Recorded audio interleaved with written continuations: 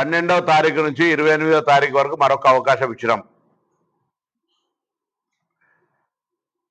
ఆ అవకాశం ఇచ్చిన తర్వాత కూడా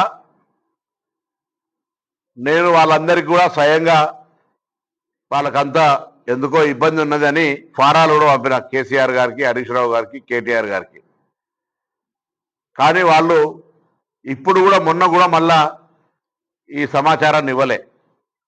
సో వాళ్లకు ఈ అంశం మీద మాట్లాడే నైతిక హక్కు లేదు. బీజేపీ రేపు బాధ్యత అంతా మీదే. రేపు అసెంబ్లీలో చట్టం చేసి ఢిల్లీకి తీసుకొని వస్తున్నాం. కిషన్ రెడ్డి గారు, బండి సంజయ్ గారు దీన్ని అమలు చేయించి ఆదేశాలు ఇప్పించే బాధ్యత మీది. తెలంగాణలో బీసీలంతా మీ యొక్క ఏ విధమైన ఆలోచనలో ఉన్నారో, బీజేపీ పరిస్థితి ఉందో చూడబోతా ఉన్నారు. స్థానిక సంస్థల్లో అదేవిధంగా ఉపాధి విద్యా అవకాశాల్లో రిజర్వేషన్లు మేము సర్వే చేసిన తర్వాత శాతానికి అనుగుణంగా చట్టాన్ని చేసి శాసనసభ ద్వారా కేంద్రాన్ని షెడ్యూల్ 9లో పెట్టి తమిళనాడు మాదిరిగా ఇవ్వమని మేము కోరుతున్నాము. ఇది సాధించి పెట్టే బాధ్యత ఈ రాష్ట్రం నుంచి ప్రాతినిధ్యం వహిస్తున్న కిషన్ రెడ్డి గారిది, బండి సంజయ్ గారిదే. దీని మీద మెలికలేసి ఆంధ్రప్రదేశ్ కొండలు పెడితే నడవదు. ఆంధ్రప్రదేశ్లో ఎయిర్పోర్ట్ ఇచ్చే కార్యక్రమం సంబంధించి భూసేకరణ విషయం చెప్తే భూసేకరణ అంతా చేసి మేము ఇచ్చిన తర్వాత అదేదో ఆయన చేసినట్టు చెప్పుకునే ప్రయత్నం చేస్తే పాపం సరిపోక అద్దె మంత్రి, అంటే మంత్రి, కేంద్ర మంత్రి, తెలంగాణ బిడ్డలతో ఎంపిక కాబట్టినటువంటి మంత్రి తెలంగాణకు సంబంధించి వరంగల్ ఎయిర్పోర్ట్ తెస్తే నేను తెచ్చినా అని చెప్పుకునే దమ్ము లేక ఆ మంత్రిని తీసుకొచ్చి కిషన్ రెడ్డి గారు ఈ ఎయిర్పోర్ట్ రావడానికి సహకారం చేసినా చెప్తున్నాడు. రాని వాటన్నిటికీ కిషన్ రెడ్డే కారణం అని కూడా చెప్పాలి ఆ మంత్రి గారు.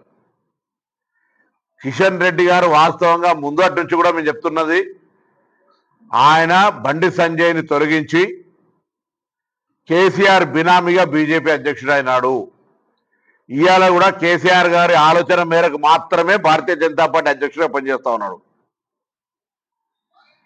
భారతీయ జనతా పార్టీ నాయకుడిగా, తెలంగాణ నుంచి ప్రాతినిధ్యం వహిస్తున్న మంత్రిగా, గతంలో పురావస్తు శాఖ, కల్చరల్ మినిస్టర్ కూడా, టూరిజం మినిస్టర్గా ఉండ్రి. హైదరాబాద్ కేంద్రము పురావస్తు శాఖలకు సంబంధించి, కల్చరల్ కేంద్రాలకు సంబంధించి హైదరాబాద్ ఒక కేంద్రము. ఆయన రిప్రజెంట్ చేస్తున్న హైదరాబాద్కు సంబంధించి కూడా ఏం నిధులు తీసుకురాలే. ఇవాళ కూడా కిషన్ రెడ్డి గారు తెలంగాణకు రావాల్సిన ప్రాజెక్టులకు సంబంధించి ముఖ్యమంత్రి గారు ఆరోపణ చేసినట్టుగా మీరు నిజంగా అడ్డుకోనట్టయితే ఆ ప్రాజెక్టులు ఎందుకు కార్యరూపం దాలుస్తలేవు? గతంలో కేంద్ర మంత్రులు, ప్రధానమంత్రి గారు ఒప్పుకున్నటువంటి అన్ని మిగతా కార్యక్రమాలకు సంబంధించి మీ అలసత్వము, మీ యొక్క ఆక్రోశం వల్ల అయ్యో నేను తేలేకపోతే ఇప్పుడు వీళ్ళెట్లా చేసుకుంటారు, రేవంత్ రెడ్డి గారు హయాంలో అభివృద్ధి ఎట్లయితుంది, కేసీఆర్ హయాంలో గాంధీ అనేటువంటి అక్కస్ తోటి మీరు తెలంగాణకు రావాల్సిన అభివృద్ధి కోసం కొట్లాడాల్సినటువంటి కేంద్ర మంత్రి బాధ్యతను వదిలిపెట్టి వాటికి అడ్డంకు తగులుతారు. నేను ఆలోచించడం ఇది ఏం కిషన్ రెడ్డి గారు సొంత జేబులకే అడుగుతలేం. తెలంగాణ ప్రభుత్వం, తెలంగాణ ప్రజలు బిచ్చగాళ్ళు కాదు ఏదో కిషన్ రెడ్డిని అయ్యా ఇయ్యమని అడగడానికి. ఇది హక్కు, తెలంగాణ ప్రజల హక్కు. తెలంగాణలో కేంద్ర మంత్రిగా కిషన్ రెడ్డి గారు బాధ్యత.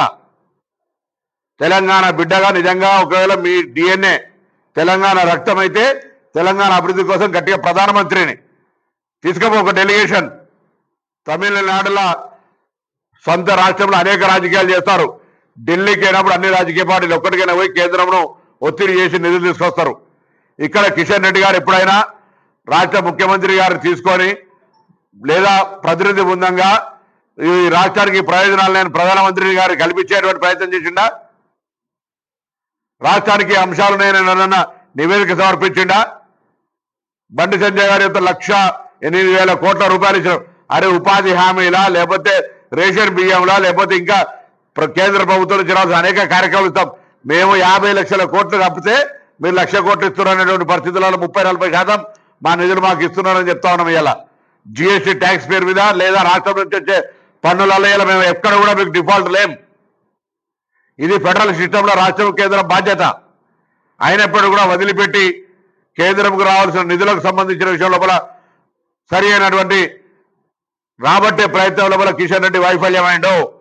కేంద్రం నుంచి తెలంగాణకు రావాల్సిన నిధుల సేకరణ విషయంలో కూడా కిషన్ రెడ్డికి స్ట్రాటజీ లేదు. కిషన్ రెడ్డి దగ్గర ఒక ఆలోచన లేదు. ఎంతసేపు కిషన్ రెడ్డి గారిని మరొకసారి మేము డిమాండ్ చేసేది, ఈ రాష్ట్రంలో ఏదైనా అభివృద్ధి చేస్తే అభివృద్ధి చేసినా ధైర్యంగా వచ్చి చెప్పు ప్రెస్కు. పక్క రాష్ట్ర మంత్రిని తీసుకొచ్చి ఇగో ఇది కిషన్ రెడ్డి గారు చొరవతో అయితే చెప్పుకునేటువంటి దుస్థితి, అవమానకరమైనటువంటి పరిస్థితి తెచ్చుకోకు. ఇటువంటి పరిస్థితి మంచిది కాదు.